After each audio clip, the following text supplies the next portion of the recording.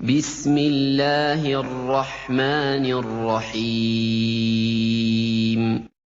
Qala Rasulullah sallallahu alaihi wasallam, bersabda Rasulullah sallallahu alaihi wasallam fima rawahu Abu Sa'id Al-Khudri, pada hadis yang diriwayatkan oleh sahabat Abu Sa'id Al-Khudri radhiyallahu taala anhu, qala, beliau menyampaikan, qala Rasulullah sallallahu alaihi wasallam bersabda, lihat kalimatnya, bima makna, lihat saya langsung ke ujung hadisnya saja karena ini cukup panjang sekali. Hatta idza khalasal muslimuna, hatta idza khalasal mu'minuna minan nar, sampai ketika orang-orang beriman diselesaikan urusannya dari neraka, maksudnya hisab ya, saat dihisab dan dipisahkan nih, orang beriman semua sudah masuk surga, siap masuk surga semua ya. Yang buruk-buruk masuk neraka, dah masuk ke neraka.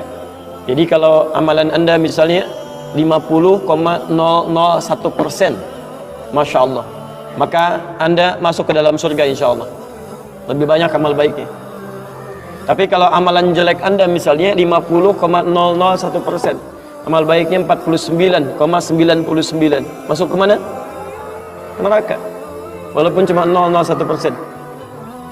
Yang jadi masalah sekarang 50%, amal baik 50, amal jelek 50, masuk ke mana? Taib. Nah itu belum ke surga dan tidak ke neraka. Lihat kalimat saya, belum ke surga, tidak ke neraka, disimpan di tempat yang tinggi, yang bisa teramati keduanya, bisa melihat ke surga, bisa terdengar jerit neraka. Kalau lihat udah nggak tega, udah nggak kuat ke neraka, terdengar jerit neraka, yaitu disebut dengan A'raf namanya, tempat tinggi yang bisa melihat keduanya, disebut A'raf ya. Makanya ada Quran surah Al-A'raf, anda baca dari ayat 45-nya sampai dengan ayat ke-50-nya. Ada ashabul A'raf yang belum ke surga dan sangat ketakutan mendengar jerit-jerit neraka, sehingga ingin mengharapkan rahmat Allah Subhanahu wa taala. Dia akan ditempatkan di situ di tengah-tengah nanti sampai selesai hisab. Begitu selesai hisab, dia memohon rahmat Allah, diberikan rahmat Allah, baru kemudian dimasukkan ke dalam surga. Kalau hisabnya misalnya berlangsung selama sehari, maka 1000 tahun dia nunggu di situ. Tayyib. Hatta idza khalasal mu'minuna minan nar, sampai ketika orang-orang beriman itu ya, mulai diselesaikan dari urusan nerakanya. Tayyib, sudah mau masuk ke dalam surga. Ini sudah selesai, mau masuk ke dalam neraka, dan dimasukkan, masuk semuanya. Apa yang terjadi? Ma minkum min ahadin bi ashaddi munashadatan lillahi fi istiqsa'il haqqi li ikhwanihi, tayyib, minal mu'minina lillahi minal mu'minin. Anda tidak akan temukan pada saat itu situasi saat orang-orang beriman akan masuk ke dalam surganya, sementara yang neraka sudah dihukum di situ, sudah banyak yang dihukum, sudah macam-macam, masuk.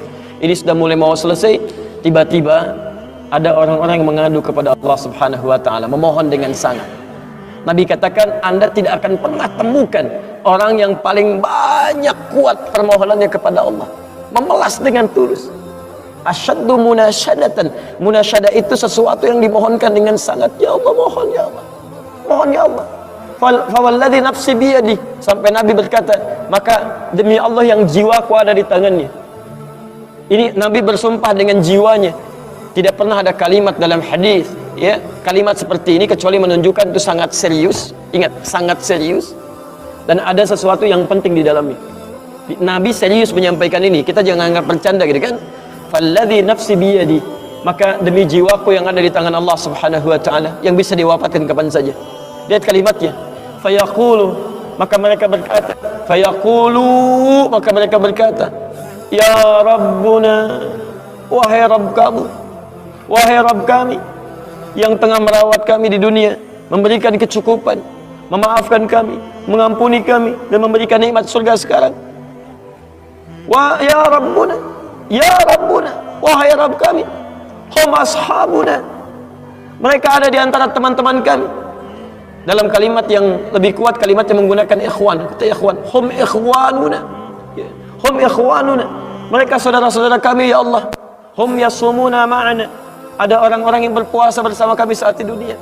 Yusalluna ma'ana, kanu yusalluna ma'ana, mereka salat bersama kami saat di dunia. Jadi tiba-tiba ada sekelompok ikhwan yang datang kepada Allah, yang kehilangan saudaranya. Kok nggak ada di surga gitu kan? Ketika dia mau berangkat, padahal dulu punya cita-cita yang sama dan sebagainya, tapi karena bakalnya tidak cukup, sebagian ada yang masuk ke dalam neraka. tiba-tiba mengatakan kepada Allah dengan permohonan yang sangat, ya Allah, saya kehilangan saudara saya. Ya Allah, saya kehilangan saudara saya. Ya Allah, dulu kami puasa sama-sama. Ya Allah, dulu kami sholat sama-sama. Ya Allah, dulu kami ibadah sama-sama. Ya Rabb, kami tidak temukan dia di sini. Ya Allah, mohon, terus mohon. Sampai ketika puncak pada permohonannya, tiba-tiba Allah berfirman, akhriju man araftum.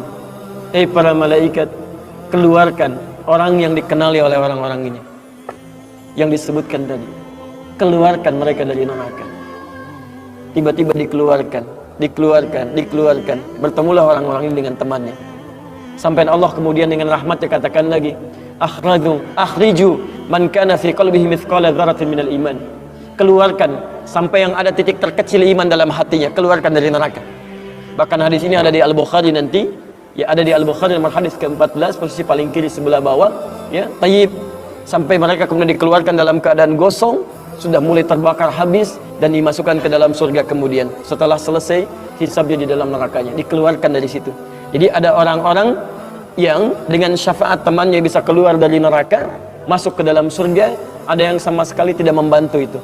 Ya, dosa-dosa yang begitu besar tidak bisa keluar dan kekal dia di dalam neraka. Walaupun dia merasa beriman kepada Allah, tapi digugurkan keimanannya dengan ibadah-ibadah yang melanggar ketentuan Allah, seperti syirik dan sebagainya. Tapi poinnya adalah tiba-tiba ada segolongan teman yang memohon kepada Allah Subhanahu wa taala, ya Allah, kami puasa sama-sama, kami ibadah sama-sama, kami sholat sama-sama, ya Allah, cuman saya nggak temukan dia di sini. Itu indah. Nah, permohonan sesuatu untuk melengkapkan pada yang kurang disebut dengan syafa' namanya. Pelengkap yang kurang disebut dengan syafa'. Makanya di tarawih itu ada salat syafa'. Antum salat 11 rakaat, 2 rakaat penyempurnanya yang ke-10 disebut dengan syafa', 1 rakaat akhirnya disebut dengan witir. Ya, ada teman yang merasakan ada yang kurang nih, ya Allah, begitu saya masuk, teman saya nggak ikut, saya ingin dilengkapi dengan itu, ya Allah. Tayyib, permohonan untuk menggenapkan sesuatu yang kurang dengan sifat yang sangat memohon luar biasa, maka kalimatnya dirubah dari syafa' menjadi ditambah tak di ujungnya dengan alif di tengahnya, jadi syafa'ah.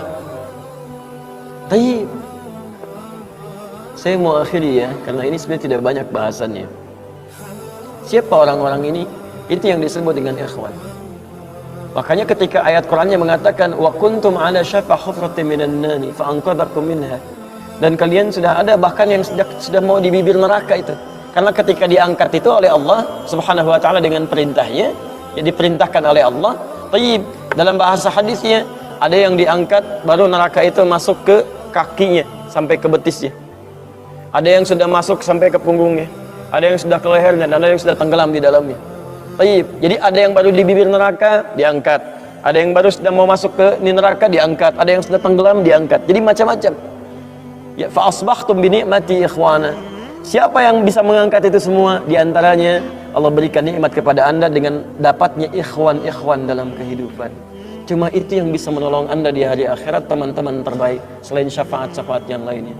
Ada orang mendekat kepada Al-Quran, ada orang sering bersalawat kepada Nabi, ada orang mendekat pada hukum-hukum Allah, ada orang-orang yang belum bisa maksimal menunaikan itu semua, dia cari teman-teman yang soleh yang menunjukkan pada kebaikan-kebaikan.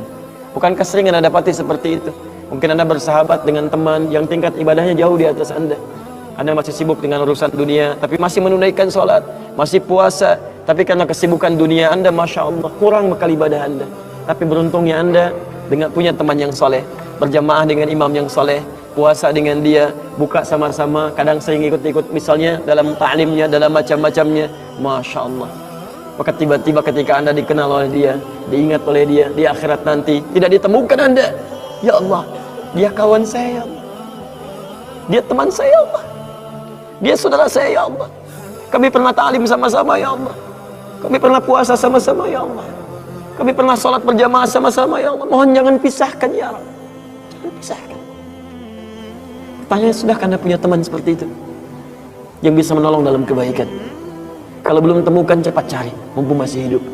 Sebab kalau sudah kehidupan itu berakhir, tidak mudah untuk menemukannya. Maka pastikan di kantor Anda, teman Anda bisa membawa Anda ke surga. Pastikan di rumah Anda, pasangan hidup Anda adalah teman yang bisa membawa Anda ke surga. Pastikan di tempat kehidupan Anda, siapapun tetangga Anda, kerabat Anda, teman-teman sekolah anak Anda, adalah teman yang bisa mengingatkan dan membantu Anda untuk mencari Anda bisa masuk ke dalam surga. Dan saya mohon pada Anda semuanya, tolong ingat ini ya, baik-baik. Kalau nanti di akhirat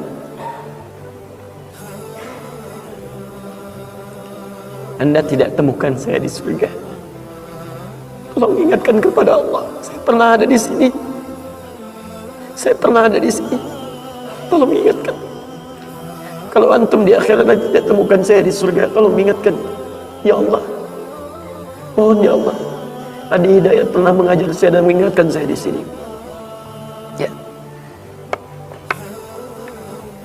Subhanakallahumma wa bihamdika asyhadu an la ilaha illa anta astaghfiruka wa atubu ilaik. Wa akhiru da'wana alhamdulillahi rabbil alamin. Assalamualaikum warahmatullahi wabarakatuh.